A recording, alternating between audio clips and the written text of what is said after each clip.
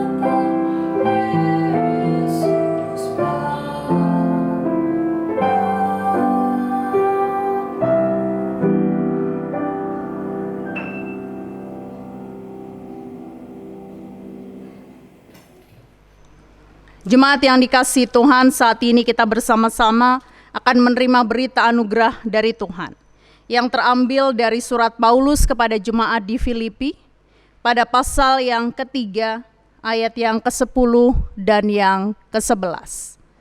Demikian bunyinya.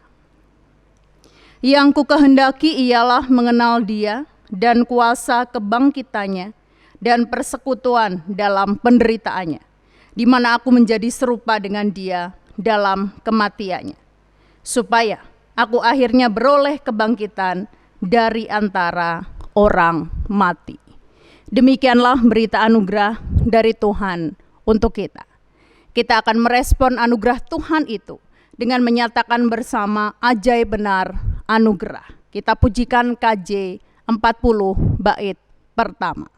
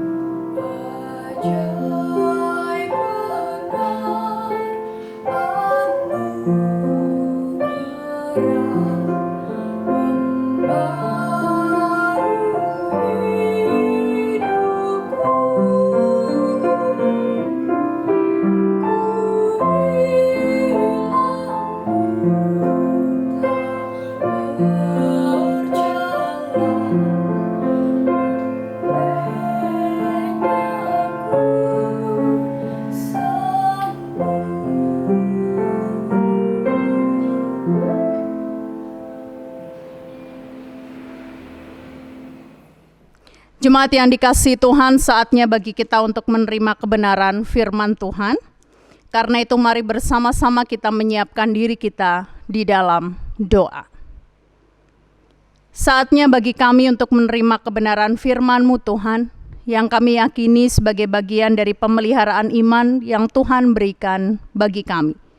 Karena itu kuasai kami semua dengan Roh Kudus, baik kami sebagai penerima maupun sebagai penyampai kebenaran firman Tuhan, supaya semua yang kami gumuli hari ini berasal dari Tuhan, oleh karena Tuhan, dan untuk hormat kemuliaan nama Tuhan. Berfirmanlah kepada kami ya Bapa, karena kami bersedia untuk mendengarkannya. Di dalam nama Yesus Kristus kami berdoa. Amin. Jemaat yang dikasihi Tuhan, bacaan Injil kita di minggu saat ini terambil dari Injil Matius pasal 21. Kita akan membaca ayat 33 sampai dengan yang ke-46. Matius 21 ayat 33 sampai dengan 46 yang diberi judul oleh Lembaga Alkitab Indonesia, Perumpamaan tentang penggarap-penggarap kebun anggur. Saya akan membacakan untuk kita semua. Demikian. Dengarkanlah suatu perumpamaan yang lain. Adalah seorang tuan tanah membuka kebun anggur dan menanam pagar sekelilingnya. Ia menggali lubang tempat memeras anggur dan mendirikan menara jaga di dalam kebun itu. Kemudian ia menyewakan kebun itu kepada penggarap-penggarap, lalu berangkat ke negeri lain. Ketika hampir tiba musim petik, ia menyuruh hamba-hambanya kepada penggarap-penggarap itu untuk menerima hasil yang menjadi bagiannya. Tetapi penggarap-penggarap itu menangkap hamba-hambanya itu. Mereka memukul yang seorang, membunuh yang lain, dan melempari yang lain pula dengan batu. Kemudian tuan itu menyuruh pula hamba-hamba yang lain, lebih banyak daripada yang semula. Tetapi mereka pun diperlakukan sama seperti kawan-kawan mereka. Akhirnya, ia menyuruh anaknya kepada mereka. Katanya, "Anakku akan mereka segani." Tetapi ketika penggarap-penggarap itu melihat anaknya itu, mereka berkata seorang kepada yang lain, "Ia adalah ahli waris. Mari kita bunuh dia, supaya warisannya menjadi milik kita." Mereka menangkapnya dan melemparkannya keluar kebun anggur itu, lalu membunuhnya. Maka apabila tuan kebun anggur itu datang, apakah yang akan dilakukannya dengan penggarap-penggarap itu? Kata mereka kepadanya, Ia akan membinasakan orang-orang jahat itu dan kebun anggurnya akan disewakan kepada penggarap-penggarap lain yang akan menyerahkan hasilnya kepadanya pada waktunya. Kata Yesus kepada mereka, belum pernahkah kamu baca dalam kitab suci, batu yang dibuang oleh tukang-tukang bangunan telah menjadi batu penjuru. Hal itu terjadi dari pihak Tuhan, suatu perbuatan ajaib di mata kita. Sebab itu, aku berkata kepadamu bahwa kerajaan Allah akan diambil daripadamu dan akan diberikan kepada suatu bangsa yang akan menghasilkan buah kerajaan itu. Dan barang siapa jatuh ke atas batu itu, ia akan hancur. Dan barang siapa ditimpa batu itu, ia akan remuk. Ketika imam-imam kepala dan orang-orang Farisi mendengar perumpamaan-perumpamaan Yesus, mereka mengerti bahwa merekalah yang dimaksudkannya. Dan mereka berusaha untuk menangkap dia. Tetapi mereka takut kepada orang banyak, karena orang banyak itu menganggap dia nabi. Demikianlah bacaan kita. Yang berbahagia adalah setiap kita yang mau merenungkan firman Tuhan dan yang juga mau melakukannya. Haleluya. Jemaat yang dikasihi Tuhan Yesus Kristus, sebagai orang yang tinggal dalam lingkungan masyarakat Jawa, tentunya istilah Koco Benggolo bagi sebagian besar dari saudara bukan lagi istilah yang asing. Istilah yang awalnya diambil dari dunia pewayangan untuk menyebut cermin besar milik Rahwana yang kemudian dipakai oleh putra Hanoman untuk memantulkan kembali sorot mata mematikan milik anak Dasamuka yang menjadi musuhnya itu. Dalam perkembangannya dipakai untuk menyebut cara atau alat introspeksi bagi kita. Nah, adapun hal-hal yang dipakai sebagai Koco Benggolo atau alat untuk introspeksi itu beragam. Salah satunya melalui cerita keseharian ataupun melalui perumpamaan. Dan hal yang seperti itu dimengerti benar oleh Yesus.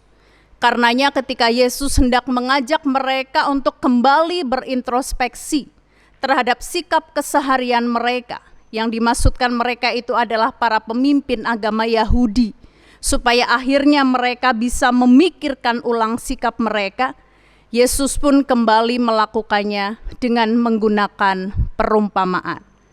Nah, saya mengatakan Yesus mengajak mereka kembali untuk berintrospeksi, dan caranya juga adalah kembali menggunakan perumpamaan, karena faktanya hal itu pernah dilakukan oleh Yesus melalui perumpamaan tentang dua orang anak yang kemarin minggu kita pelajari bersama. Sayangnya perumpamaan tentang dua orang anak yang dipakai oleh Yesus untuk mengajak para pemimpin agama Yahudi itu dapat memikirkan ulang sikapnya, tidak juga direspon baik oleh mereka. Dan saat ini Yesus kembali mengajak mereka untuk berkoco benggolo atau berintrospeksi melalui perumpamaan tentang penggarap-penggarap kebun anggur. Lalu hal apa saja yang Yesus kehendaki untuk mereka mengerti sehingga mereka dapat introspeksi melalui perumpamaan tentang penggarap-penggarap kebun anggur itu?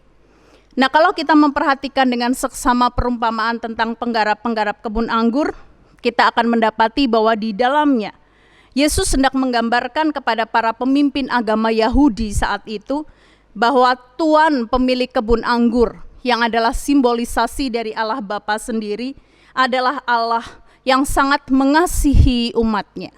Bentuk kasih Tuhan kepada umatnya itu salah satunya diperlihatkan ketika pemilik kebun anggur itu membiarkan kebun anggurnya disewa oleh para penggarap dan bukannya dikerjakan sendiri oleh hamba-hambanya atau dikerjakan sendiri oleh anaknya. Hal itu sebenarnya merupakan simbol bahwa Tuhan memberikan kesempatan kepada para pemimpin Yahudi saat itu untuk ikut ambil bagian di dalam karya pelayanan Tuhan, terutama di dalam mereka memelihara umat Tuhan yang seringkali disebut sebagai kebun anggur Tuhan. Selain itu, dengan Tuhan memberikan kesempatan kepada mereka untuk berkarya di kebun anggurnya, Secara tidak langsung Tuhan juga memberikan kesempatan kepada mereka untuk menikmati, mencicipi, ikut merasakan hasil panenan dari karya yang mereka lakukan. Itu bentuk dari kasih Tuhan yang tergambar di dalam perumpamaan ini. Dan bentuk kasih Tuhan yang kedua adalah terlihat ketika si pemilik kebun anggur itu menyiapkan segala yang dibutuhkan bagi para penggarap sebelum dia mengusahakan kebun anggurnya. Hal itu terlihat ketika pemilik kebun anggur tadi membuat pagar sekeliling kebun anggur untuk memberikan keamanan, menggali lubang sebagai tempat pemerasan anggur, sampai dengan pemilik kebun anggur itu mendirikan menara jaga. Itu merupakan simbol bahwa ketika Tuhan memberikan kesempatan kepada umatnya, terutama pemimpin agama Yahudi, untuk ikut ambil bagian berkarya di kebun anggur Tuhan, berkarya melayani umatnya, sebenarnya Tuhan sudah menyiapkan kepada mereka segala yang mereka butuhkan. Nah, hanya saja gambaran tentang cinta kasih Tuhan yang sedemikian besar kepada mereka itu tidak kemudian direspon baik oleh mereka. Yang mereka perlihatkan justru sebaliknya. Alih-alih mereka berterima kasih, yang mereka lakukan justru membalas air susu dengan air tuba. Membalas kebaikan dan cinta kasih Tuhan dengan kejahatan. Hal yang seperti itu terlihat bukan saja ketika para penggarap itu melakukan tindakan kekerasan sampai dengan pembunuhan kepada para hamba dan anak dari pemilik kebun anggur itu sendiri. Tetapi juga terlihat ketika para penggarap yang notabene gambaran dari pemimpin agama Yahudi tadi bermaksud untuk menguasai lahan atau menguasai kebun anggur tersebut.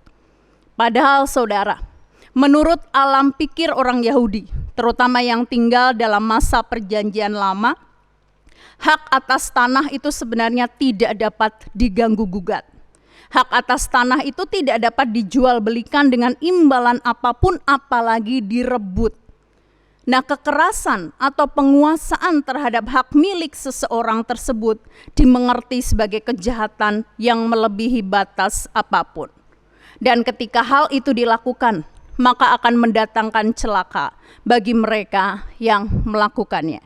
Gambaran akan kisah perebutan hak atas tanah ini dapat kita ketahui dari kisah tentang Nabot, Ahab, dan juga Isabel.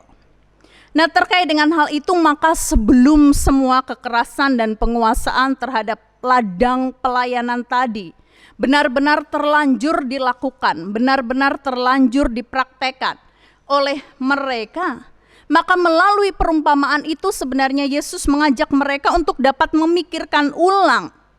Kenapa demikian? Karena faktanya hal yang berhubungan dengan kekerasan, terutama kekerasan terhadap anak pemilik anggur itu belum dilakukan mereka saat itu. Kalaupun Yesus menyebutkannya di dalam perumpamaan, itu dimaksudkan untuk mereka berintrospeksi. Oleh karena itu, Yesus menggiring mereka untuk mereka sampai kepada kesadaran diri dengan cara Yesus kemudian bertanya kepada mereka atau para pemimpin Yahudi itu, apabila tuan kebun anggur itu datang, apakah yang akan dilakukannya dengan penggarap-penggarap itu? Itu bisa kita baca di ayat yang ke-40. Dan mereka pun dengan spontan menjawab, ia akan membinasakan orang-orang jahat itu, dan kebun anggurnya akan disewakan kepada penggarap-penggarap lain yang akan menyerahkan hasilnya kepadanya pada waktunya. Itu bisa kita baca di ayat 41.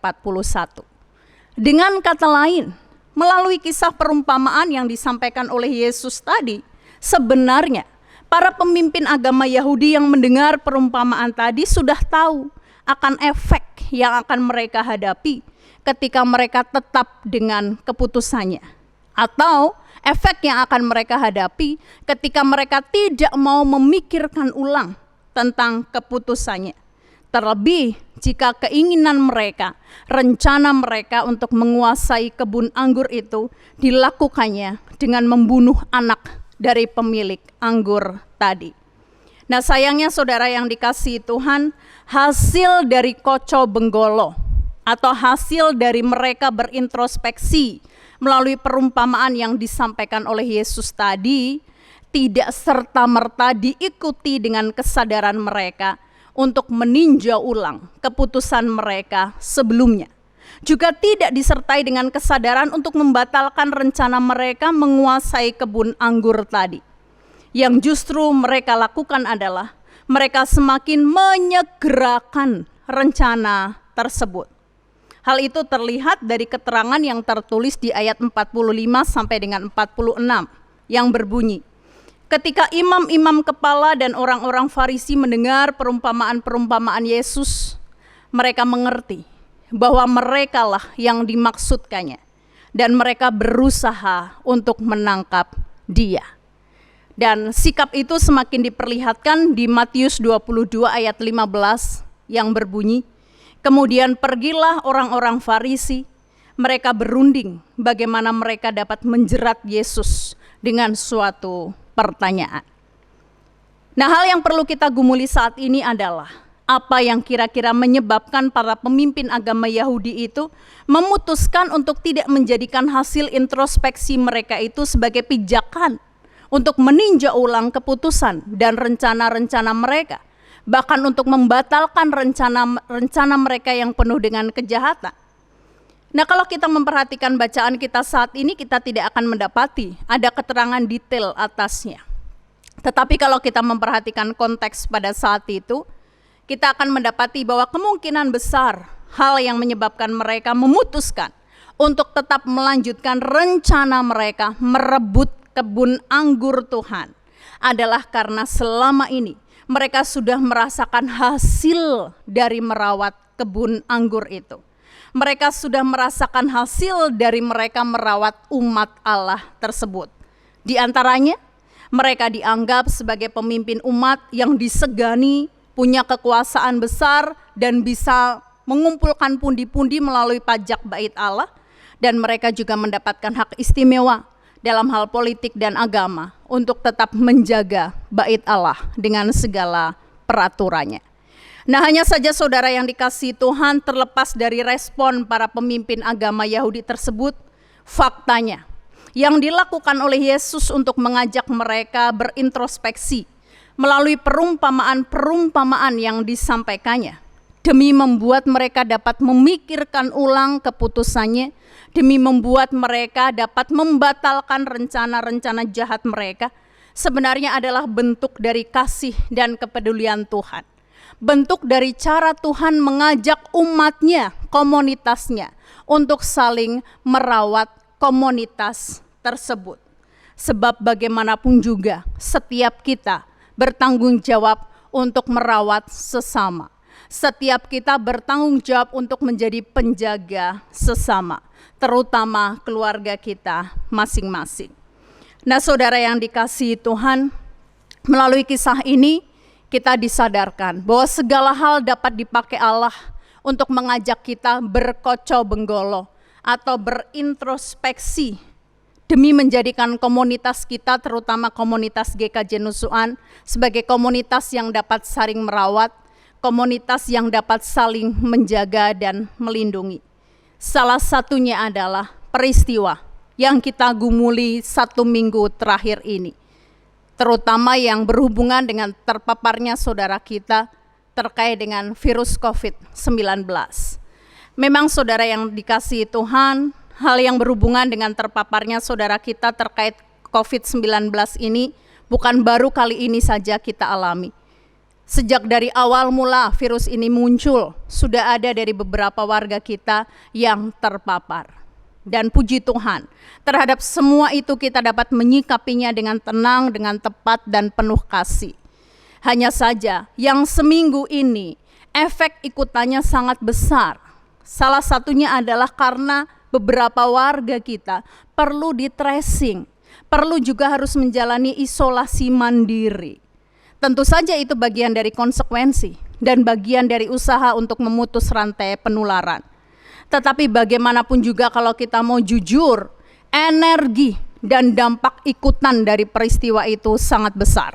Baik bagi keluarga kita masing-masing maupun bagi pekerjaan yang dilakukan oleh saudara-saudara kita yang harus isolasi mandiri atau harus di tracing, maupun bagi lingkungan masyarakat.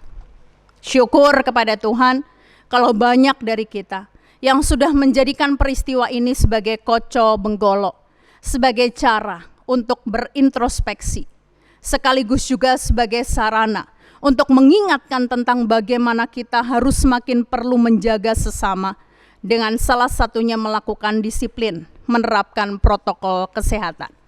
Nah, hanya saja pertanyaannya sekarang adalah, apakah hasil dari kita berkoco benggolo atau berintrospeksi melalui peristiwa 1 minggu ini sungguh dapat diikuti dengan kesiapan kita merubah paradigma, merubah pola hidup, merubah visi hidup, merubah prinsip-prinsip yang selama ini kita pegang dalam hal menjaga sesama, ataukah kita justru tetap tidak mau bergerak, tetap memutuskan untuk hidup dengan prinsip lama kita, dan kita menjadikan alasan hidup kita kan di tangan Tuhan, kita tidak tahu kapan Tuhan akan memanggil kita, apalagi kita percaya kalau Yesus itu kan maskernya kita.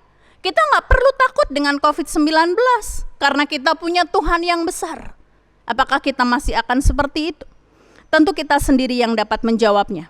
Tetapi semoga bacaan hari ini dan peristiwa yang baru saja kita alami dapat menjadikan pribadi kita, pribadi-pribadi yang mau terus berintrospeksi, mau terus mengingatkan, mau terus memberdayakan, mau terus merawat kehidupan keluarga dan komunitas kita, sehingga kita semakin dapat bergerak ke arah yang benar sebagai bentuk syukur atas kasih dan anugerah Tuhan. Tuhan memberkati kita. Amin. Saat teduh untuk kita. Saat teduh selesai, sekarang saya akan ajak saudara semua untuk bangkit berdiri bersama dengan jemaat Tuhan di segala abad dan tempat. Mari kita baharui iman kita. Kita nyatakan bersama-sama pengakuan iman rasuli. Aku percaya kepada Allah, Bapa yang Maha Kuasa, Khalik langit dan bumi, dan kepada Yesus Kristus, anaknya yang tunggal Tuhan kita, yang dikandung daripada Roh Kudus, lahir dari anak darah Maria, yang menderita di bawah pemerintahan Pontius Pilatus, disalibkan, mati, dan dikuburkan turun ke dalam kerajaan maut. Pada hari yang ketiga bangkit pula dari antara orang mati, naik ke sorga, duduk di sebelah kanan Allah Bapa yang Maha Kuasa, dan akan datang dari sana untuk menghakimi orang yang hidup dan yang mati. Aku percaya kepada Roh Kudus, gereja yang kudus dan am, persekutuan orang kudus, pengampunan dosa, kebangkitan daging, dan hidup yang kekal. Disilakan untuk duduk kembali. Saudara yang dikasihi Tuhan, tiba saatnya bagi kita untuk datang kepada Allah, menyatakan segala syafaat kita, dan kita akan menutupnya dengan doa Bapa kami. Mari kita berdoa. Segala puji syukur, hormat, dan kemuliaan kami naikkan kepadamu Tuhan, karena di hari ini di dalam segala keterbatasan kami dan di dalam segala keprihatinan kami terkait dengan situasi yang sedang kami hadapi, Tuhan tetap memberikan kesempatan kepada kami untuk bersekutu, bersehati di dalam peribadatan minggu yang Tuhan selenggarakan bagi kami, sehingga kami dapat mengikutinya sekalipun itu secara virtual. Kami yakini benar ini bagian dari karya Tuhan, bagian dari kesetiaan Tuhan untuk kami. Karena itu bantu kami Bapa menyikapi tentang kesetiaan-Mu, tentang kesempatan hidup yang masih Tuhan berikan kepada kami sampai dengan hari ini, dengan terus mau menjadikan peristiwa-peristiwa hidup kami sebagai sarana kami untuk berintrospeksi, sehingga kami ketika menyadari ada hal yang kurang benar yang kami lakukan kemarin, dapat berusaha untuk membaharui diri kami ke arah yang lebih baik, sehingga keberadaan diri kami sungguh bermakna bagi sesama kami. Dan biarlah itu juga yang dapat kami lakukan mulai dari saat ini, terlebih Engkau telah memberikan bekal firman-Mu bagi kami. Dan pada saat ini secara khusus kami berdoa bagi saudara-saudara kami yang masih bergumul terkait dengan COVID-19 di mana mereka harus terpapar. Kami mohon kasih Tuhan atas mereka, terutama untuk Bapak Pendeta Eko Prastio maupun Ibu Pingkan. Untuk Mbak Dilem juga, dan mungkin ada beberapa saudara kekasih kami yang sebenarnya terpapar tapi mereka OTG sehingga mereka harus isolasi mandiri di rumah. Kiranya kasih Tuhan beserta mereka, memberikan mereka kesembuhan dan pemulihan sehingga mereka dapat berkarya lagi bersama-sama dengan kami. Sedangkan bagi saudara-saudara kekasih kami yang mengalami pergumulan yang berat dalam kehidupan keluarga, dalam kehidupan pekerjaan maupun terkait dengan kondisi ekonomi mereka, Bantu mereka untuk dapat mengurainya dan bantu mereka untuk mendapatkan jalan keluarnya. Karena kami meyakini benar di dalam Tuhan, segala hal yang kami butuhkan Tuhan akan sediakan. Dan kami juga tidak lupa berdoa bagi pemimpin bangsa kami, baik yang ada di tingkat daerah maupun tingkat pusat, yang masih terus berusaha berjuang mengatasi pandemi COVID-19 ini, termasuk untuk menyediakan vaksin bagi kami, rakyat Indonesia. Kiranya Tuhan memberkatinya, sehingga setiap kebijakan yang mereka ambil, keputusan-keputusan yang boleh mereka terapkan, sungguh dapat bermakna bagi setiap kami. Lebih daripada itu, bantu kami untuk dengan kesadaran penuh mau ikut ambil bagian mengupayakan rantai penularan dari COVID-19 ini dengan semakin menjaga diri, menjaga jarak, menerapkan protokol kesehatan di dalam setiap gerak kehidupan keseharian kami. Itulah doa kami Tuhan. Kami sadar banyak sekali dosa dan kesalahan di dalamnya, karena itu kami mohon ampun. Kami akan menutupnya dengan doa Bapa kami. Bapa kami yang di sorga, dikuduskanlah namamu, datanglah kerajaanmu, jadilah kehendakmu di bumi seperti di sorga. Berikanlah kami pada hari ini makanan kami yang secukupnya, dan ampunilah kami akan kesalahan kami, seperti kami juga mengampuni orang yang bersalah kepada kami. Dan janganlah membawa kami ke dalam pencobaan, tetapi lepaskanlah kami daripada yang jahat. Karena Engkaulah yang punya kerajaan, dan kuasa dan kemuliaan sampai selama-lamanya. Amin. Saatnya bagi kita untuk mengumpulkan persembahan. Dasar untuk kita mengumpulkan persembahan terambil dari Roma 12 ayat yang pertama. Dan persembahan itu dapat saudara kumpulkan melalui pamong kelompok atau dapat saudara kirimkan melalui transfer ke rekening Bank GKJ Nusuan. Roma 12 ayat 1 demikian. Karena itu saudara-saudara, demi kemurahan Allah, aku menasehatkan kamu, supaya kamu mempersembahkan tubuhmu sebagai persembahan yang hidup, yang kudus dan yang berkenan kepada Allah. Itu adalah ibadahmu yang sejati. Kita akan mengumpulkan persembahan dengan menyanyikan bersama PKJ 270, isilah mataku dengan citra salibmu.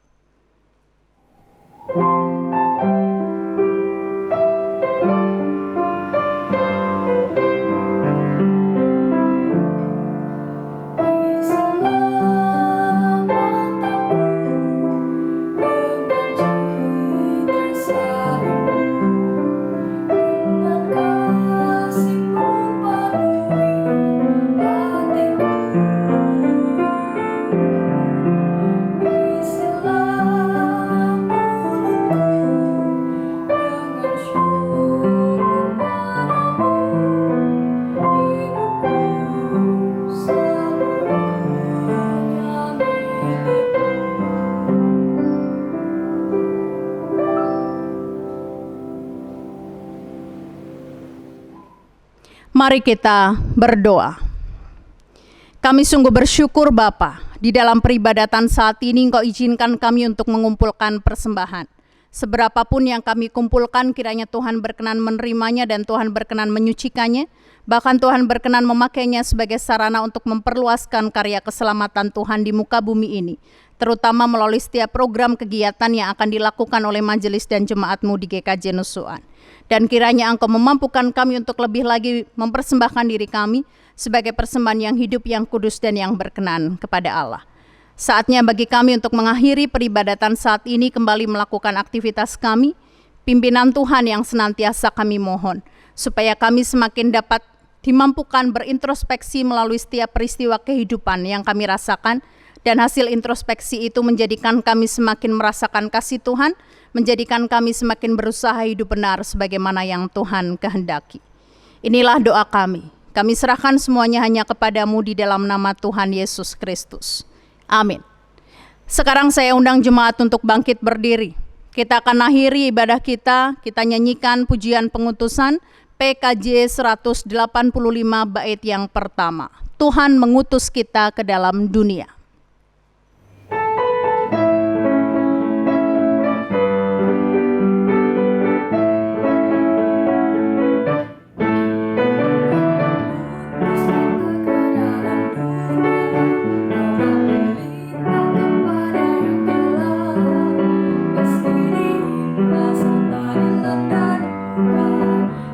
Melayani dengan sepenuh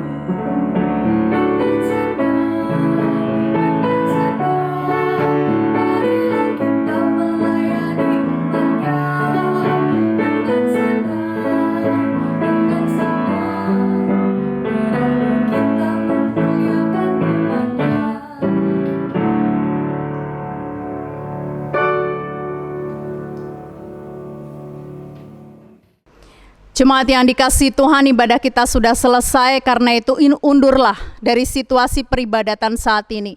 Kembalilah ke tempat saudara-saudara berasal, jadilah saksi Kristus dengan terus mau berintrospeksi melalui berbagai peristiwa, dengan terus mau menjadi pihak yang merawat kehidupan keluarga kita. Dan agar kita dimampukan untuk dapat melakukannya, mari kita terima berkat dari Tuhan. Tuhan memberkati saudara dan melindungi saudara. Tuhan menyinari saudara dengan wajah-Nya dan memberi saudara kasih karunia. Tuhan menghadapkan wajah-Nya kepada saudara dan memberi saudara damai sejahtera. Amin.